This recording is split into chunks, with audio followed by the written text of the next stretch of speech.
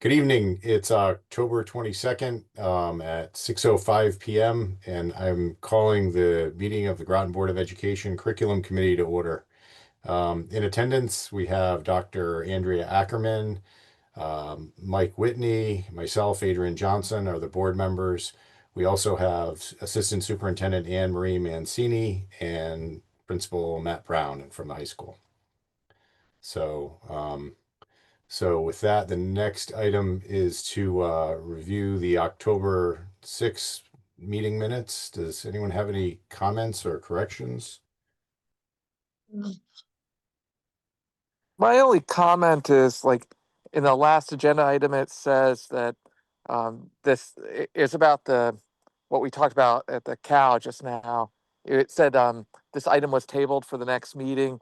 And of course, now it's not on this agenda, but it's because the process, we didn't have to vote. And so it went to the cow. So I don't know if we want to get rid of that line or not. Well, I was thinking about that, and I think maybe for the meeting minutes tonight, we can say that that was a mistake, and it was my fault because I should have known the process a little bit better, that we didn't actually have to vote on it. So that's why it came up at the COW before it came back to us, because we didn't have to vote. Um, but I think the minutes, I mean, you can tell me what you think, but I think that, the minutes are representing the meeting. That's what we actually said we were going to do in that meeting. So I don't know if we can put a side note in minutes, or if we would just make a note of that, in tonight's meeting minutes as a clarification. I like your approach. That sounds good. All right. All right. So with that, we'll make sure it's in tonight's minutes that there was, a mistake, and that we just kind of worked it out before this meeting started. But does anyone want to make a motion to approve the minutes? So moved. Second. All right. And I'm in favor, or all in favor, I guess we'll say. Aye. So, all right, meeting approved. Next item is review of the district's graduation requirements. I know that our district currently has 27 credits, and the state requirement is 25 credits to graduate. So with that, I don't know, Anne Marie or Matt, if either of you want to kind of start on that and talk about what the proposed changes are. Yeah, I'm happy to do that. Do you want me to project the memo, or is it something, Mark, you're going to do? I don't have it up yet. Do you want me to do that? That'd be great. That way I can kind of talk and see at the same time. It would be helpful. Thank you. So it's the graduation requirements.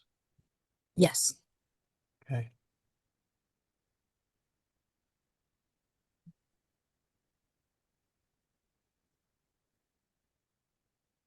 Well, I can start talking to this a little bit, or speaking to this a little bit, while we're waiting for Mark to project the attachment that was part of your packet here.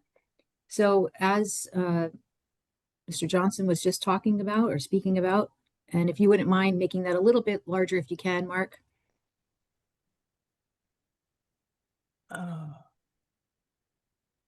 Maybe the 3 dots in the corner usually.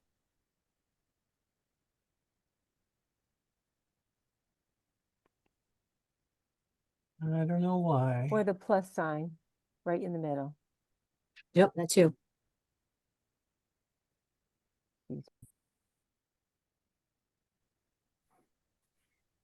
Yep, go to the middle of your screen. There's a plus sign. I don't see one. Right next to the left of the 1.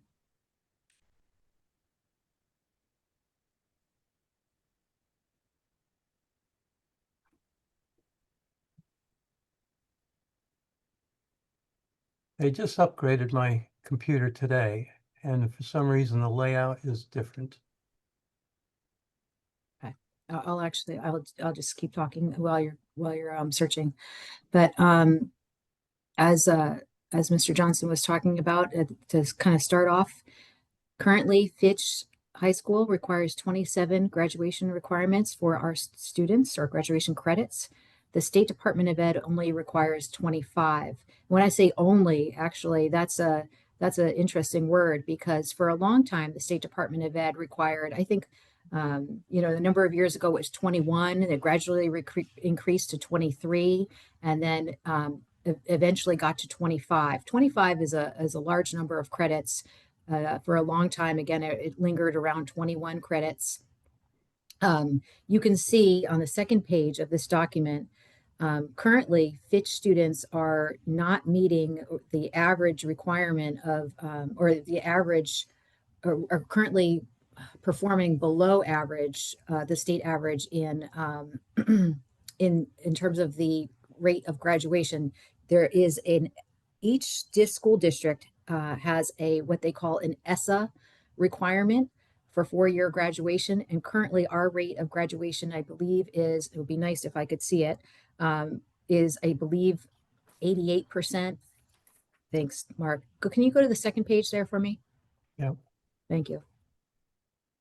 Currently, our rate is 88.9%. That's our ESSA milestone for 23-24. These are the most updated percentages.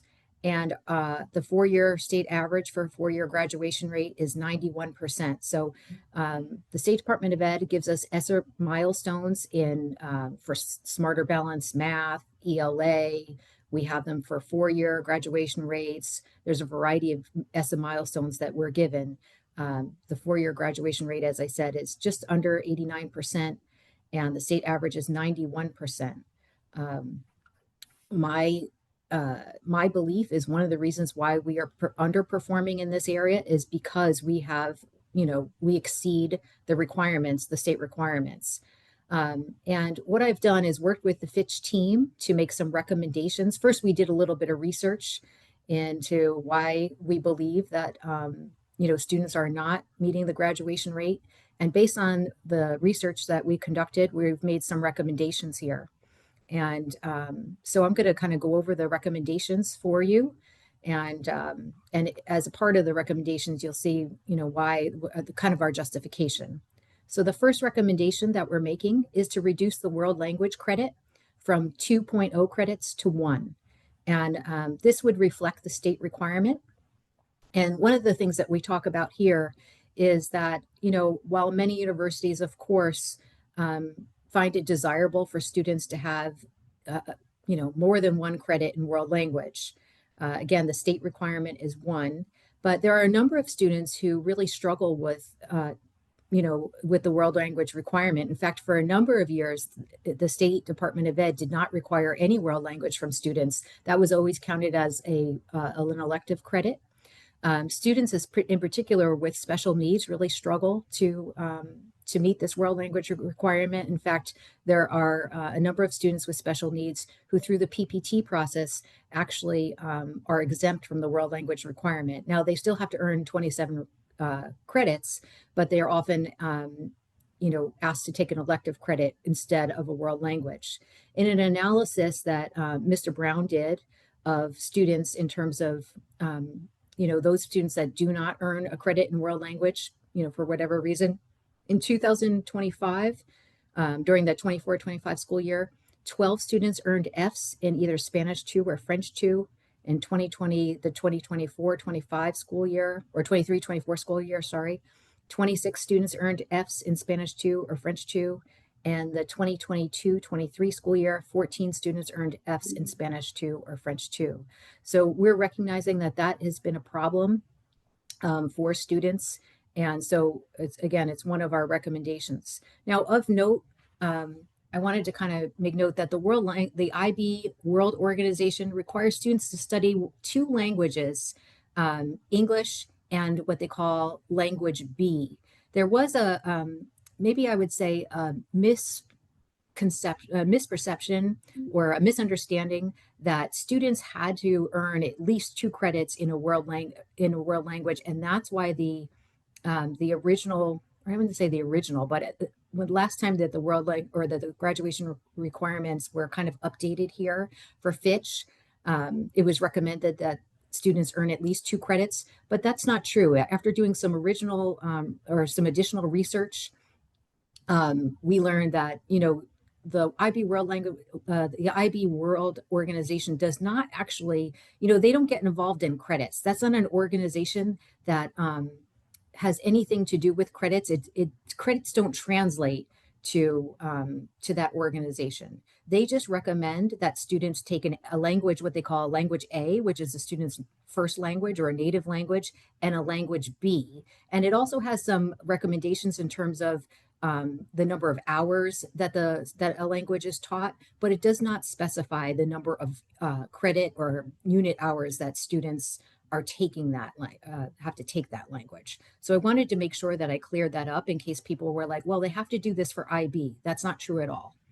The second recommendation that I wanted to make is that we reduce the requirements for general electives. Right now, we require 4 general elective credits for students, and we want to reduce that to 3. This would be in alignment with the State Department of Ed requirements. And then the third recommendation, Mark, if you wouldn't mind scrolling down a little bit, just so I can make sure I see everything.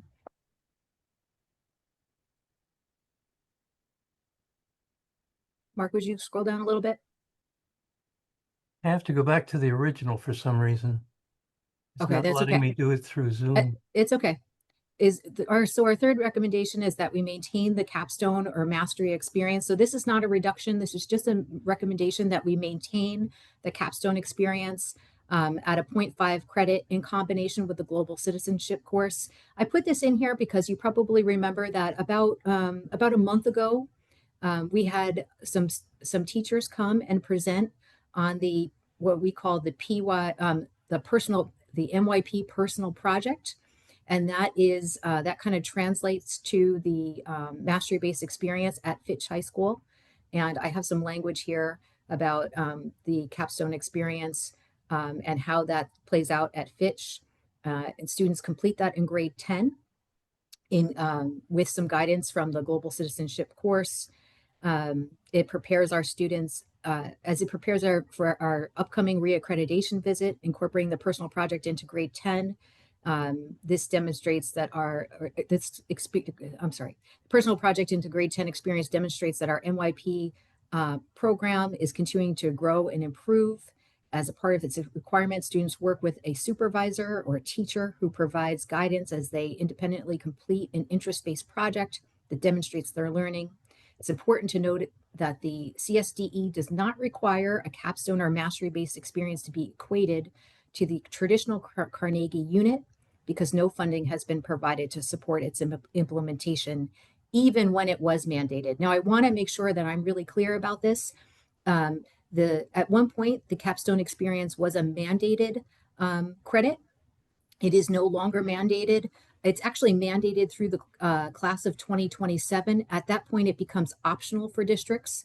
But here's where it becomes a little bit more tricky for Fitch, because Fitch has kind of taken this on as a part of the the MYP personal project. It really becomes an important part of the MYP program. And that's why I'm really saying it has to stay as one of the graduation requirements. The last point I want to say is, as a part of these recommendations, it's really important that all these changes that we are recommending would impact the class of 2029, the current grade 9 and beyond.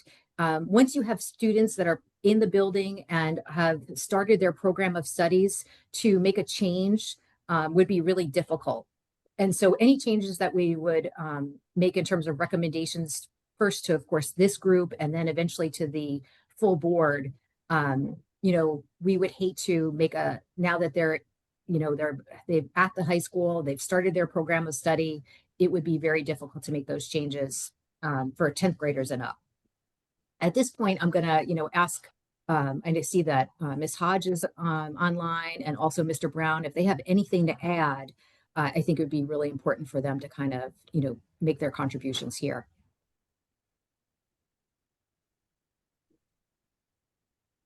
Mr. Brown, Ms. Hodge, anything you want to add? Yeah. So I'm going to start with the first, with the world language. The other thing, as we did show the Spanish 2, or the world language 2 classes. But in reflection, we probably should have included as well the world language 3 and for all of those, because a lot of our kids are going into 9th grade already taking Spanish 1 or French 1. So they're coming in as freshmen taking the second level course. And then with this being a requirement, then they're required to pass Spanish 3 or French 3 or whatever world language they have at the third level, which makes it even more challenging. And the other, I think the intent in increasing to 27 was looking at the typical student, like what we want. And just so everybody realizes, most of our kids do come away with probably 30 credits or, close to 30 credits, even if they get off blocks their senior year. But this is impacting our kids that are really, the kids that are struggling to make it, and we're trying to push past the finish line their senior year and do what we can. It just adds extra layers of challenge to those kids. So that's really, I think, one of the biggest reasons why I think this would be helpful for Fitch. And then lastly, with the personal project, I just want to reiterate, we've made tremendous progress over the last few years. I think our students are taking pride in it. They're taking ownership and leadership in it. We have our juniors and seniors leading the way in preparing our sophomores through our advisory and through CTL, and just preparing them and help guiding them throughout the whole process. I feel like our exhibits, when they actually present, and it'll be in the fall and in the spring this year because it's a semester course, that's kind of coinciding with it. But when they present there, I think it's a huge, great moment for our climate and culture, as it gives us an opportunity as they're only sophomores to really start to get to know those kids that much better, and having them talk about something that they really take great pride in. And I just think that experience has really helped build the program overall. And so I'm an advocate of all of the recommendations. Ms. Hodge, I don't know if you have anything else. I was just going to add, Mr. Brown and Dr. Ackerman, I'm not sure if you remember a couple years ago, there was a push to increase the social studies electives to 4. And research was done that already showed that most of our social studies students, most of our students already look to enroll in 4 of the courses without even being required to take the 4th. So like Mr. Brown said, that students are already electing to add more courses if they choose. But for our students who have challenging experiences, whether it's home issues or whatever that's going on in their personal lives, they're able to meet the credits that we have proposed and graduate on time.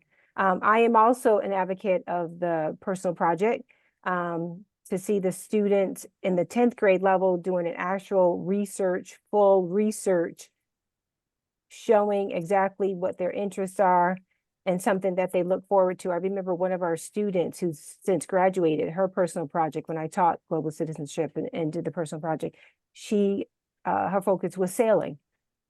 And then she ended up going to college and studying sailing. So I think it helps them in a big way. I just chime in that, and it's nice having it in 10th grade because it helps inspire them to kind of find their passion a little earlier for a lot of them in that example that Carmita just shared. We also, this year, just one last thing, we do have sophomores that don't complete it, shockingly.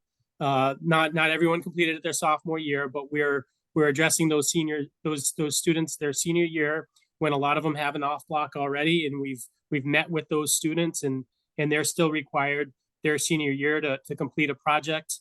And we've talked about this year, it's still more of a personal project, but we may shift that in future years, the students that don't finish it more as like a RISE portfolio, which Ms. Hodge has shared a lot of great ideas on. So that's something that I think has helped all of our students as well. All right.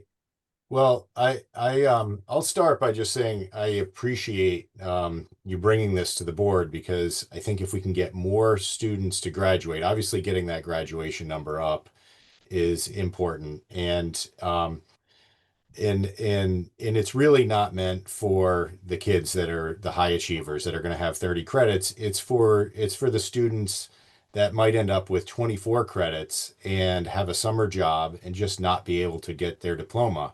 And if we can give them a diploma at the end of the year with 25 credits and not require those extra, I agree. And that's a huge thing for their lifelong, careers and lives.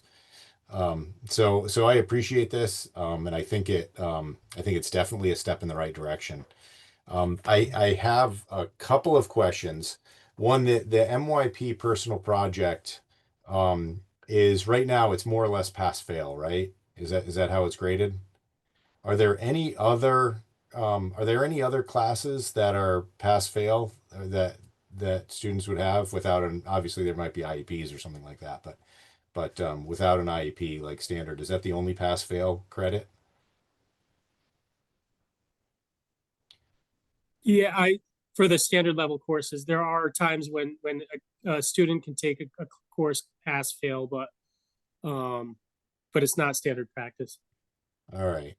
All right. So my, one of my concerns, and this is just a half a credit, Yep. since we're dropping it down to the minimum, do we want to make sure that that minimum is, really fully encompasses 25 full credit hours or whatever? And I know we heard that MYP personal project, and it sounds like, there's some big changes coming, and it is going to be, or it is right now. I mean, I have a child in it right now, and I know that it's been a focus in the global citizenship, as an aside, as a sidebar to the global citizenship. But that's one concern that I'll express, is just that half a credit being pass fail versus actually getting a grade on it. And I don't know if the long-term plan is to start, giving students grades for that MYP personal project. But Anne Marie. I can't speak to, and I'll let Mr. Brown or Ms. Hodge, speak to about the actual grading, but I will, I don't want to say reinforce, but, because I think it was spoken about in another meeting, but I will remind you that because of the way that the personal project or the capstone project was introduced from the State Department of Ed, it's not required that a mastery-based learning project or a capstone, however, whatever term we want to use, receive a grade. That is a flexibility that has been extended from the State Department of Education. I understand your concern, of course, but that is one of the flexibilities that the state has extended, because they understand that it can be challenging to implement a capstone or a mastery-based learning project. And when you implement something like that due to staffing, sometimes extra staffing is required, or you have to buy or create new curriculum. There's a variety of things when you implement a requirement like that. They've extended a variety of different flexibilities, and that was one of them. Yeah. But maybe as Mr. Brown or Ms. Hodge can kind of speak to, maybe they do have plans in the future to grade the project, and they can speak to that. I mean, I'm in favor of more of recognizing, outstanding projects, projects that go above and beyond. I am a little nervous about attaching I feel like by not adding the grade, it's giving every kid, less pressure. There's not as much risk. I guess what I'm trying to say. They're more apt to complete it and not feel like comparing to other projects and so forth. It's each kid's kind of coming at it at their own. I don't know if that makes sense, but. Can I just add to Jessica Dunnican and Chris Moore, who are leading the personal project and global citizenship. Jessica just returned from a workshop specifically for personal project this past summer. And as I remember her saying, and I think she presented it here as well, that there are samples that IB expects. So they'll grab a sample of the students who completed the personal project and submit those scores. But it doesn't sound like students would have an actual grade in their, report cards based on the personal project. Yeah. All right. I mean, that's just a concern. And I certainly wouldn't let that concern hold up like this whole thing, at least in my own mind. I'd be curious to see if any other board members are, what they think about that specific thing having a like a pass fail versus a grade. And I guess I mean, maybe it wouldn't matter in the credit count because if you get an F, you get an F and you wouldn't get credit anyway. And if you get a D, that's a credit regardless of if it helps your GPA or not. So maybe that's not a huge concern. I'll just go a couple of other things. One thing, and we'll be talking about world language, but just to be clear, ASL is not accepted as a world language as far as IB is concerned. Is that correct? So that's part of the reason that we don't offer ASL in middle school and well, I mean, maybe we don't need to get into that too much. Um, but I will say that from my own experiences with language-based disability, ASL is huge, and I'm guessing, well, we know from statistics that lots of students have language-based disabilities, be it reading or speech or things like that, like a pretty good percentage, like more than 10%, probably more than 20%. So having ASL multiple levels and enough for the kids that want to take it might actually help with those foreign language credits and them getting 2 credits or 3 credits if we could offer that. Because and I'll speak from my own personal experience. I was really bad at foreign language and still am. And I graduated with whatever the minimum was 30 something years ago from Fitch. I still made it through college and I did well in college and ended up in a career. So you don't need foreign language, for a lifelong skill. It's certainly beneficial if you have it, but some people just have a tough time learning it. And I think, ASL, like if that were offered, we might not be talking about foreign language. That being said, I agree. We shouldn't have that be a barrier, for whatever reason.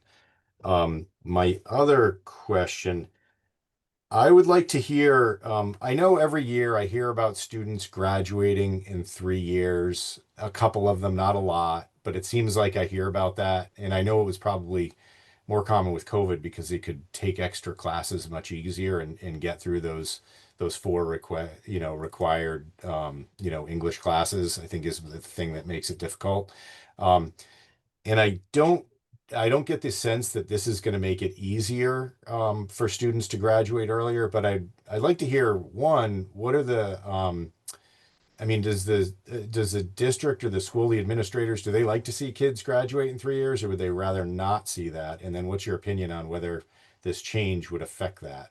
I guess would be a question. I want to answer that. I definitely agree with you.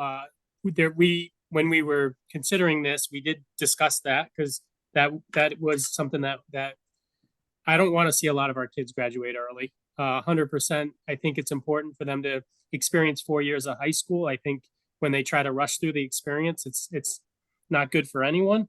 There are extenuating circumstances, obviously, where exceptions can be made, and I think I'd want to stand by that. I think as what we need to do is specifically make sure that we're very critical whenever making the decision to allow a kid to graduate early. We follow a process. They have to submit a proposal to the counselor, then goes to me, and then if I bless it, then I'll send it to Susan. And I think we would have to just really make sure we stuck to that process and really looked at the why for each circumstance as to how many kids are graduating early. And the number right now, I'd say, is like 1 or 2. Carmita, correct me if you think I'm wrong. I think it's about 1 or 2, maybe 3 that graduate early, and Yeah. I would not want to see that number increase by any means. I concur. All right. Andrea, did you have? Yeah, I have 2 questions. They aren't as deep as the one that you proposed, but one of them, I think Anne Marie could answer this, or probably, and that is, that 88% graduation rate, does the military have anything to do with that? Kids leaving. I'm gonna answer that in one thing. In one way, it does. As Anne Marie was saying before about the state of Connecticut used to be closer to 22, 23 credits. There's a lot of states in the US that have a much lower number of credits. So then we have military students and transient population, a lot of kids moving into the district. They're coming in, as juniors, and they had a graduation requirement of 21 or 22 classes, and now they're at Fitch, and now they have to get 27. That makes a big difference. So thinking of it in that angle, yeah, 100%. The number of credits is an obstacle. No, that wasn't, that's again, deeper than I was thinking. I was just thinking of families that are transferred out of the district. Would that have anything to do with it? If they transfer out of the district, then they would end up falling into whatever school they end up at. I see. And then having to follow their graduation requirements. So it might help them because we have stricter requirements. They wouldn't need as much to graduate at the next school, but the reverse of that has come up as a challenge. So a child moving into the district from someplace that required like 21, that child would have to pick up 6 more credits. That's outrageous in my view. Yeah. That certainly would dissuade me from staying in school. That's awful. And as Matt said, Connecticut is one of the highest states in terms of graduation credits, the total amount. Yeah. Yeah, they aren't thinking about kids that are military moving in that deficit. And Well, just to thank you, emphasize, though. oh, sorry. I'm sorry. I'm sorry. I was just gonna, and that includes not also kids that, the kids that are struggling when they're at like 22, 23, and they're just, struggling to get by, and that the light at the end of the tunnel, they're more apt to end up dropping out or seeking night school at an earlier age, because they see they have that big of a gap to reach.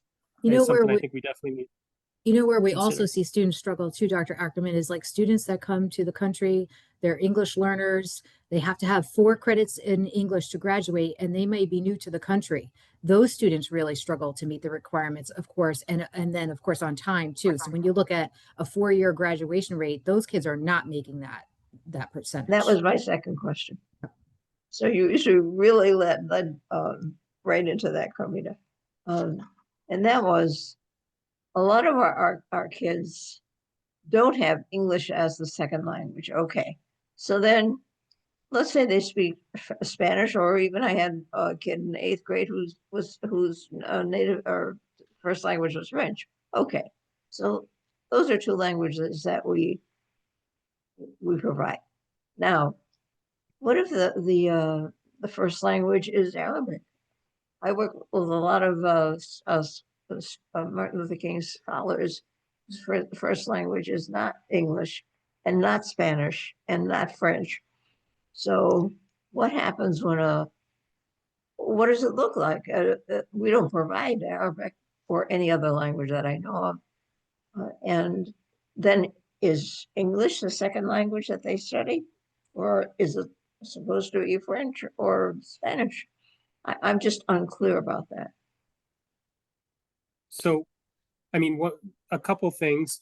First, like, yeah, their first language could be Arabic or what, and like one thing that we do take, great pride in is the number of kids that we get to get their seal of biliteracy, to show that they're literate in 2 languages, and that's pretty evident.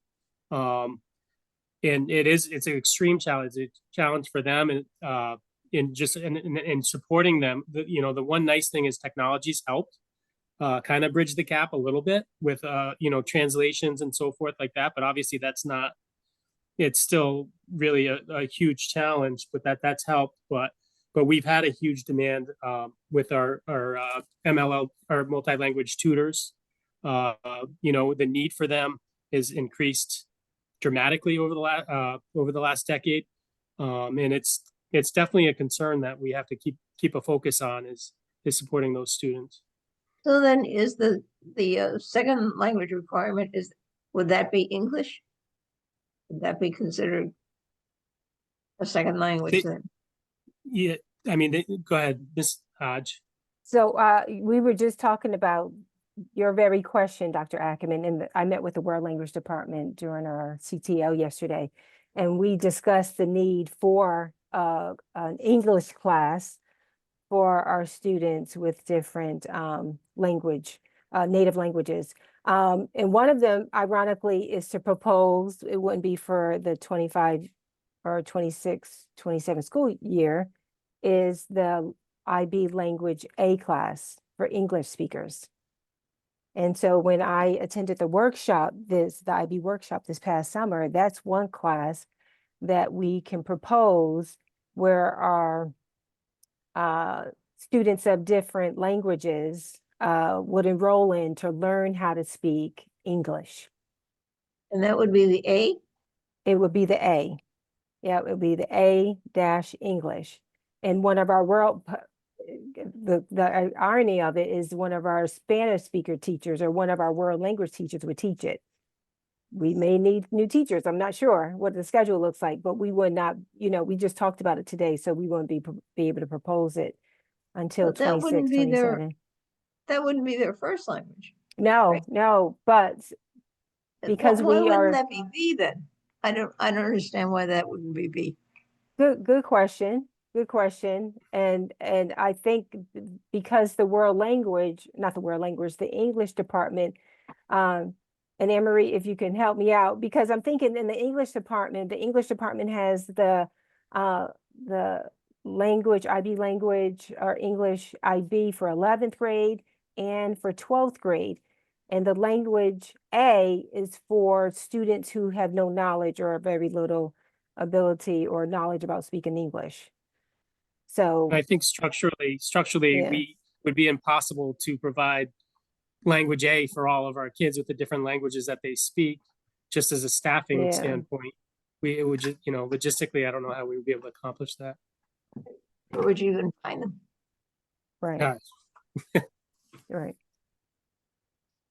Luckily, I found a Chinese teacher when I was a principal to work with the two Chinese students who had no English. Yeah.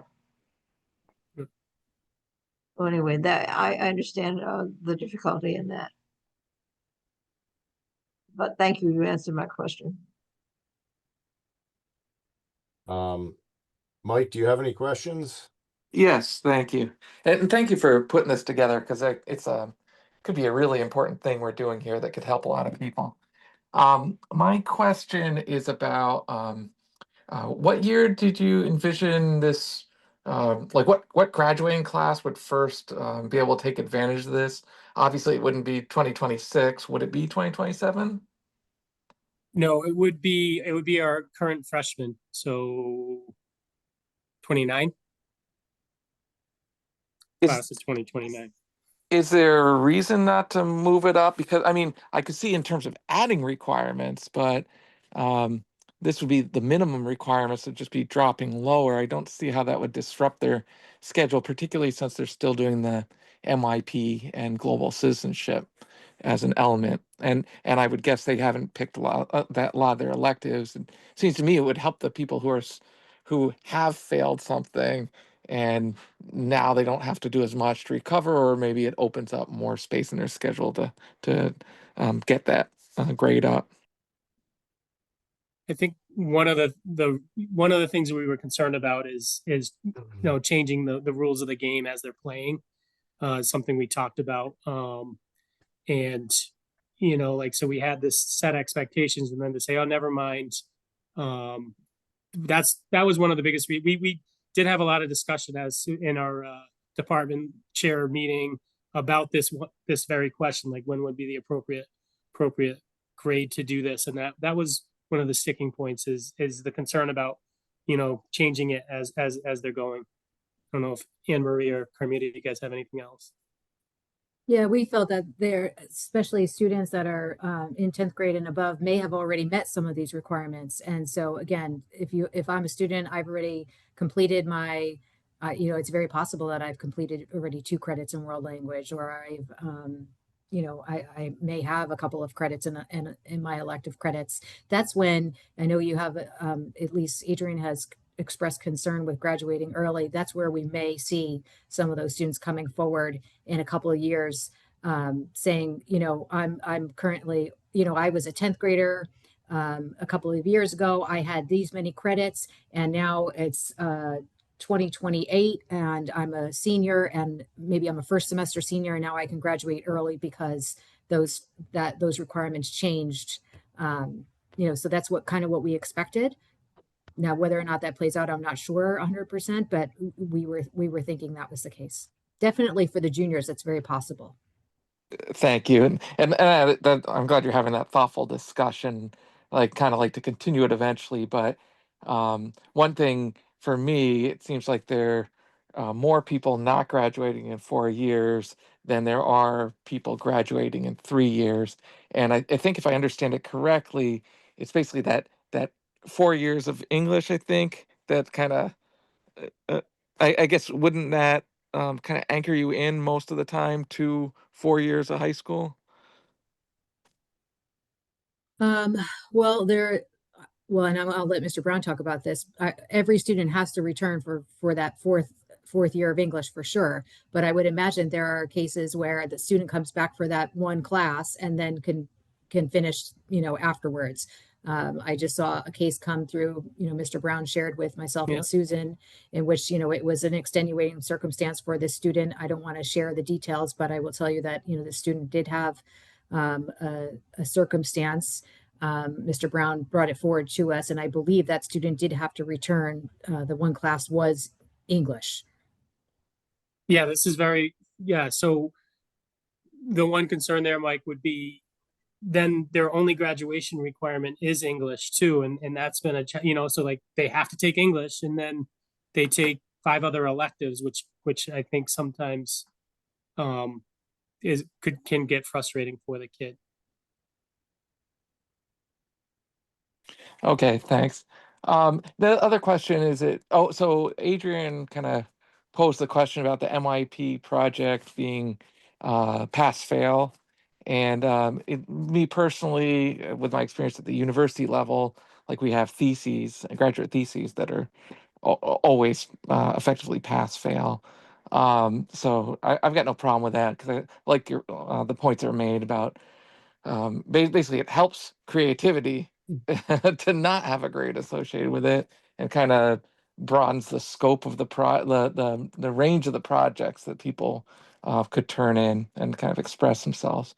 Where so oftentimes in high school, I think they're looking for more ways where within high school they can do that. Um, and then just one more question. Um, I think Adrian mentioned that the ASL isn't included as a world language for maybe the IB program. I wasn't sure about that, but is it like, what does the state include? Is ASL included as a world language, or is it just not? Yeah, for a long period of time, Mike, believe it or not, the state did not recognize ASL as a world language, but in the recent years, they have recognized it. So that's a good thing. And I'm sure that's why Fitch went ahead and offered it as a part of its world language program. And we're now at the point where it's dual enrollment as well with UConn. So not only is it that, but they're also able to earn the college credit for the ASL class as well. Thanks. So that would count in that area of graduation requirements, or not? I It was would. confused on that. Okay, Yeah, great. no, it does. It does. And then you can help me with this. I thought when a student takes, say, Spanish or French 1 in 8th grade, that actually does show up on their high school transcript. So they wouldn't then have to take like one more right now in high school, like basically that counts just the same as any other high school credit. But maybe there's something I'm missing on that because I didn't pay great attention to it, I must admit. Yeah. Go. Yeah,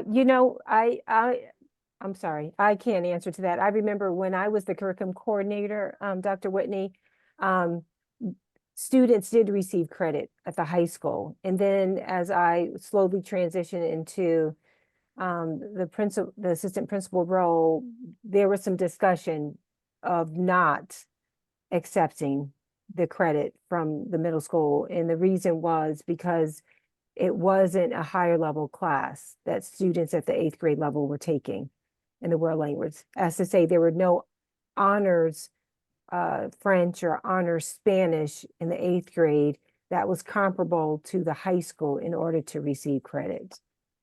So, Yeah, go ahead. I do think there at one point they were awarding credit at the middle school level. I'm not sure exactly what year that went away, but currently they are not receiving credit for their middle school world language, which I think, it's really becomes a challenge to make whether kids want to take that credit or they don't want to take the credit, then it affects their GPA.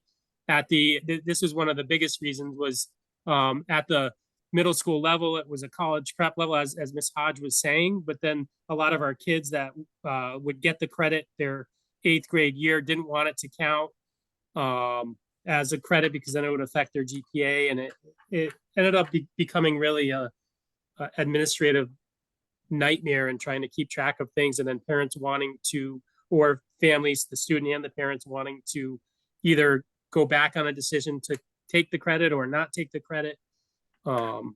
So at the current time, they aren't receiving credit for 8th grade.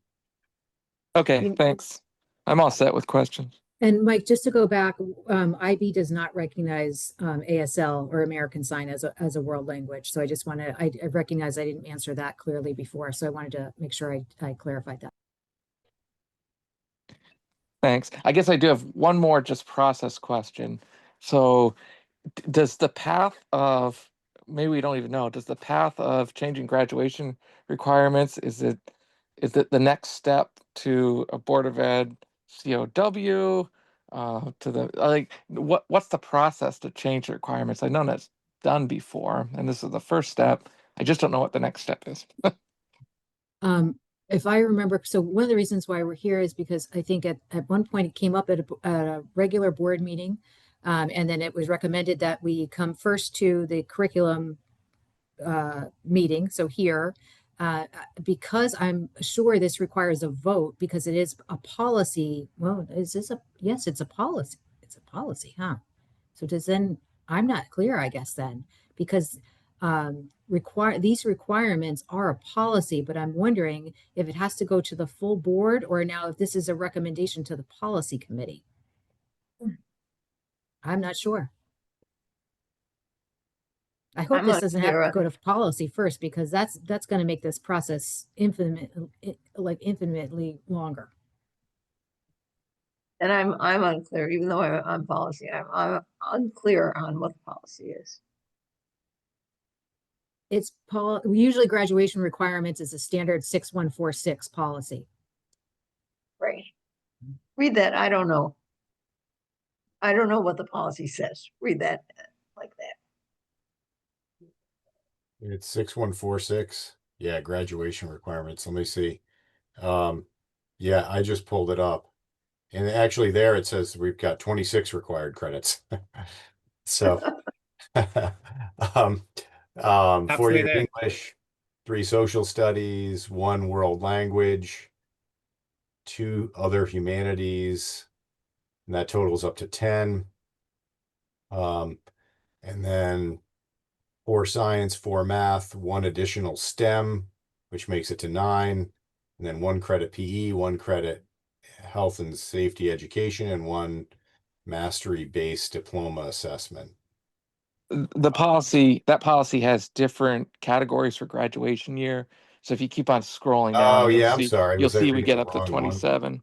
Oh, so, yeah. So basically be adding another 27 and beyond, yeah. All right, yeah, so actually, it looks like world language is increasing from this graduating year of 26 to 27. So the students that graduate this coming spring or this coming summer only need 1 year of foreign language. But next year it'll be the 2 years of foreign language in the policy. But yeah, I guess to go back to policy, I guess we can leave that decision out of this meeting and just, I can talk to the chair or maybe the policy, but it kind of seems like it's like to follow through that. We're gonna have to talk about it in policy. Or is that something we need to speak with Chairman Washington about, because she's the one that recommended it come here first? So I don't know. Yeah, and I think that was just because of the tight schedule. But yeah, we'll not make a decision on where it goes next tonight. Maybe we can make a decision that the curriculum committee is either in support of or not in support of changing the requirement to 25. And then if it has to go to policy or it can just go to the full board, that can be to be determined. You know. And I don't think we have to vote tonight for us or ever as a curriculum committee. But I voice my strong support for the plan. Yeah, I think we could just make a statement of if we have consensus that the curriculum committee was in, that either the majority of the members or all of the members agreed with this policy change. I think that just in the referral, wherever we end up sending it, if we made that statement, maybe it'll make things go a little smoother down the line. Yeah. Andrea? This leads to my final question, and that was, I guess, it's a question about process, I guess. One of the reasons that we had the second meeting was that we didn't, that the IB course had changed. And it was passed off as though, oh, it was just the same thing, only different. However, as I read through the changes, it's quite different. So my question is, why, if this is such a rush deal, and it has to be done now, this semester, or else it can't be implemented in the fall? What happened? How did that happen? Why wasn't it brought to the board so it could have been written last summer? That's my question. Yeah, I'll speak a little bit because I think this has been talked about in the board for a little while. But we've got a lot of things on the referral sheet and a lot of things to get through for the regular board meetings anyway. So I think Anne Marie and I spoke about this in August as the most expedient way to get board conversation started on this topic. So I think that's why we're here right now, is to just get the conversation started and for the administration to get the general feel of at least some board members. Why wasn't this conversation started so that this could have been done last summer and not in this rushed condition that we're in now? But I don't know that I would call it that we're in a rush. I think in an ideal world, we would want this policy before February. Is that correct? Like before Right. students start signing up for classes would be Well, the, I heard if you don't do it now, it's not going to get done. That's what I heard. No, I would say before February, before they make their class selections Yeah. would be. yeah, I think I kind of interpreted that as it's one more step that we weren't really thinking about if it's got to go to policy, but I mean, we have. No, I'm not talking about that. No, I'm not talking about it's going to policy. I'm talking about if this was such a rush, forget policy, that it had to be implemented or it couldn't be run next year. Why wasn't it brought to us so that it could have been written last summer? Are you talking about the course, Dr. Ackerman? Yeah, yeah. Okay, so the course, I think what happened with that is the Mr. Morth or the other teacher who's teaching the course went to the training this summer, that's when that individual learned about the changes to the course. And So that was, sometime late this summer, July, August, whenever you go to the IB training. And then came to me, maybe when that person returned in late, when we all came back to school, well, when the teachers came back to school, late August, September, said, Emery, there's been a change to this particular curriculum. I need to come forward to the curriculum committee. At that point, we had, a pretty set agendas for, if you remember, our September. We had 2 meetings in September. Those agendas were already set. And so the first meeting I could get it on was that October meeting. I see. All right, you answered my question, and I will start being snarky. Seeing as how I like the answer to the question. Okay, and I apologize for that. So I have one more question, which will hopefully be quick. So if we as a district, and I realize that we're because of MYP, we have a capstone mastery requirement and we're going to keep that. But if we didn't have that, if we chose to not do the capstone requirement for a credit, in that list of 25 credits that the state requires, what would be different on that side? So would they, so if we, because so in that, I don't know if Mark is still able to put that graph Sure. back. Hold on. Um,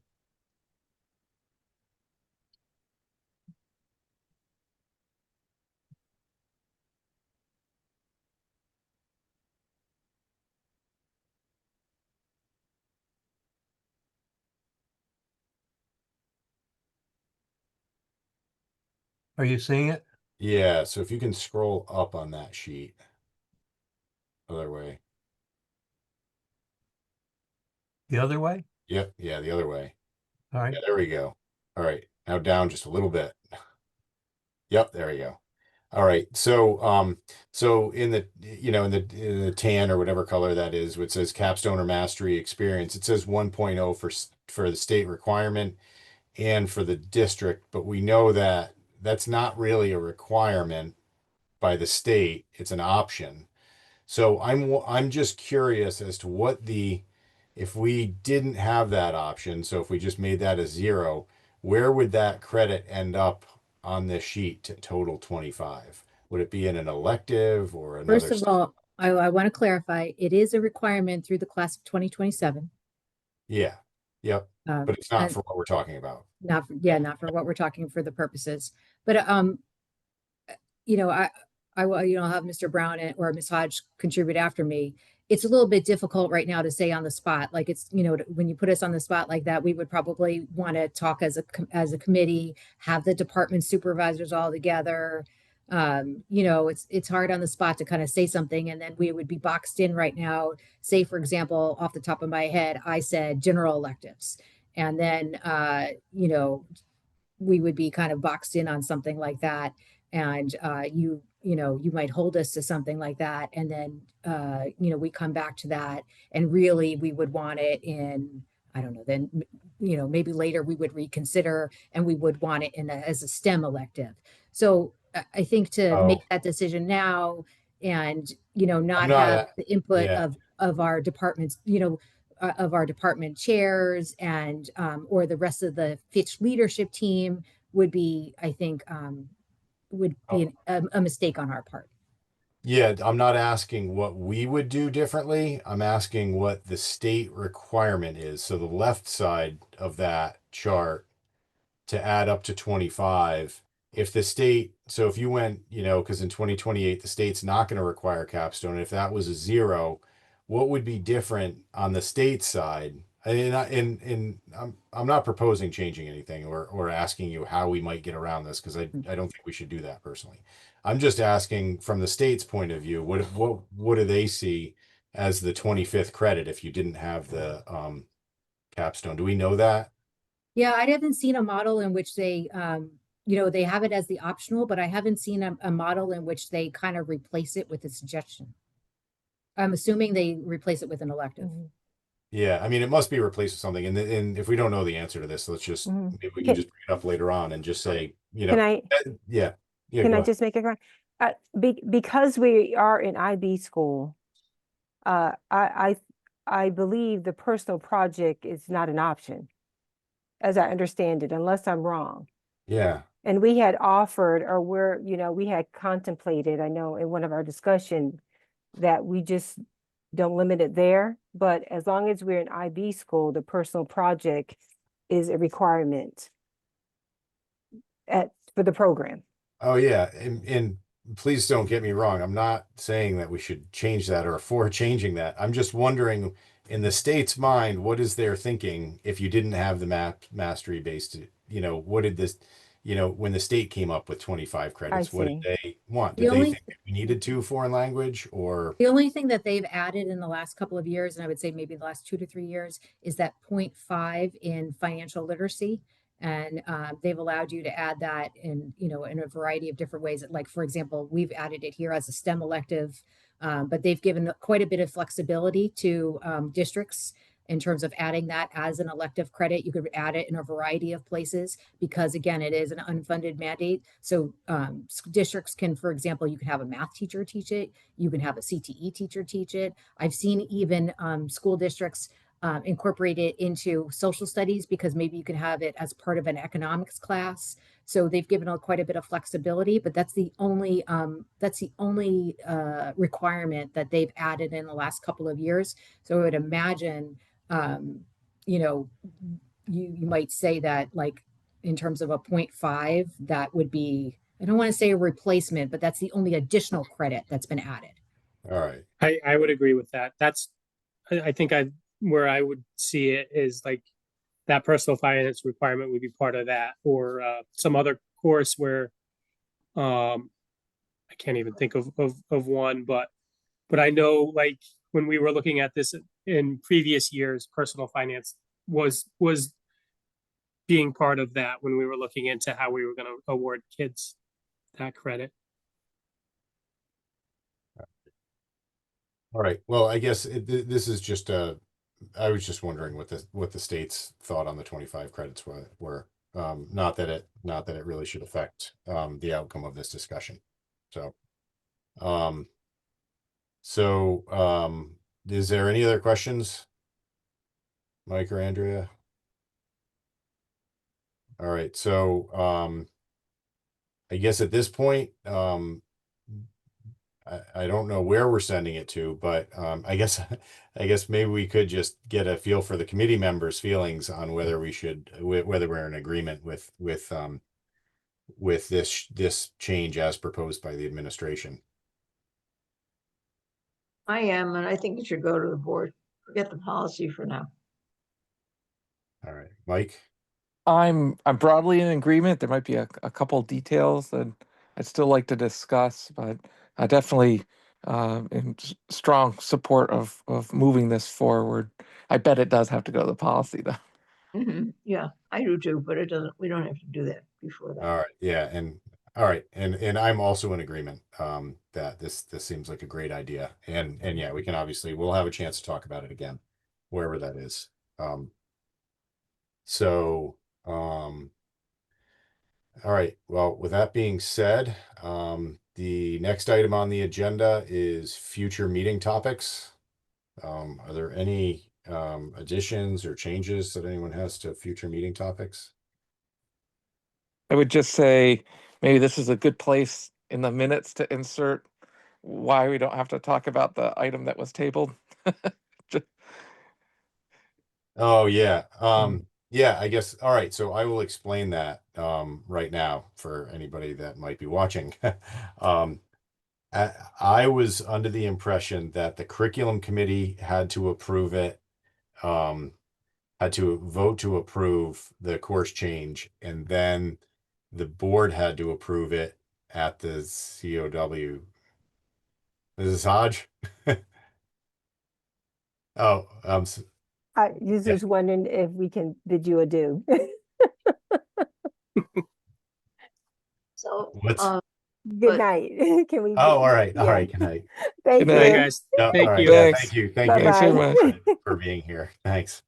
but it wouldn't go to the COW because it has to have a vote, correct? Well, all right. So now I'm just going to explain what happened last time. In that meeting, I should have reviewed, since I am the chair, I should have reviewed that policy. But that policy specifically says just that the curriculum committee talk about it. We don't have to approve anything. And then it gets sent to a board COW, and it says that specifically, that it goes to a board COW for a vote to approve writing the curriculum. In the meeting, I was under the impression that the curriculum committee had to approve it, and then we sent it to the board for approval. And I thought it was a regular meeting, but I don't know that that matters. So that's why we didn't talk about it tonight, and just because we did talk about it already, we were following by not having it tonight and already voting on it was the only way we could get a vote on that. And it was actually the way to follow the policy. So, so I apologize to anyone who, if I wasted their time by not knowing that last time. But I think we got to where we needed to be by getting it on the COW on Monday. I think in the past, we've talked about being board members saying, why am I hearing this twice at the COW? And now I'm hearing again, same thing at a regular board meeting. And they always wanted to just get it to the board. So that's my recollection.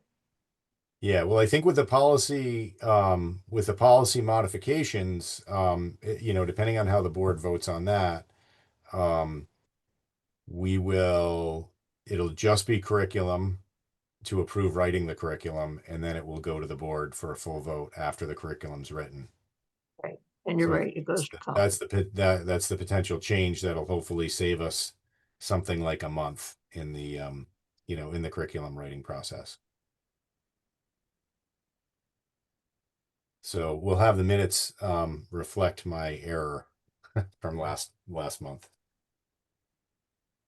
And then I think we have another meeting coming. It'll be probably that first week. I don't have my schedule up, but it'll be that November first 6th, I believe. November 6th. All right. So I think this is the end of we did 2 meetings last month and this month to try to get through some of this stuff so we could have it done in time for the for the end of the year before the classes start, before before students start signing up for classes, which is why we did these extra meetings. But as it stands now, I think we'll have 1 meeting in November and 1 meeting in December. What's on the agenda right now, potentially for the November one? I'd like to, like, in each meeting, have at least one item that tries to take down our referrals. We've got quite a long list. Oh yeah. Well, I know this topic is on the referral sheet. Yeah, so maybe if we can put that, do you want to put that on the agenda for next meeting, Anne Marie, to go through the referral tracking sheet rather than just future meeting topics? Sure. So that item will just say, whatever, referrals. And then we can maybe we can shorten that up now that we've done a few things on the referral tracking sheet. But do you remember which one's next? Is it world language or I'm gonna look at it right now. If you could just give me 1 second to pull it up. It is world language, and if I recall, also, you know what? I don't want to speak out of turn, but I thought it had something to do with maybe.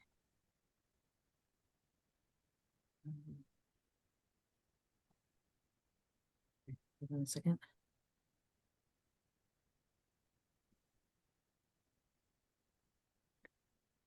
I'm sorry, it's November 3rd, not November 6th.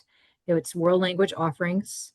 You and I had talked about, and possibly, and I think we were gonna, or you were gonna speak with the other members about this, possibly a review of AP and IB results. But we weren't sure because we know that Mr. Brown and his team were also going to be presenting to the full board. So, you were gonna speak with the members about that. all right, yeah, we can talk about that. Yeah, and getting some of that data. And then I think we had, well, those are the 2 topics that I'm remembering off the top of my head. And there's one more for this year. And December 1st is the next meeting, and that's where we were going to speak about honors, advanced level credit, and quality points.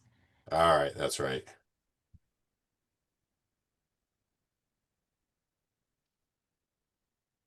All right. All right.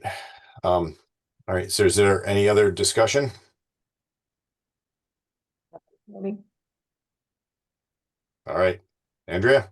Motion to adjourn. Second. Not bad, not bad. All right. All right. We are adjourned. Thank you. Thank you all. Good Time. night. Thanks. Good night. Good night.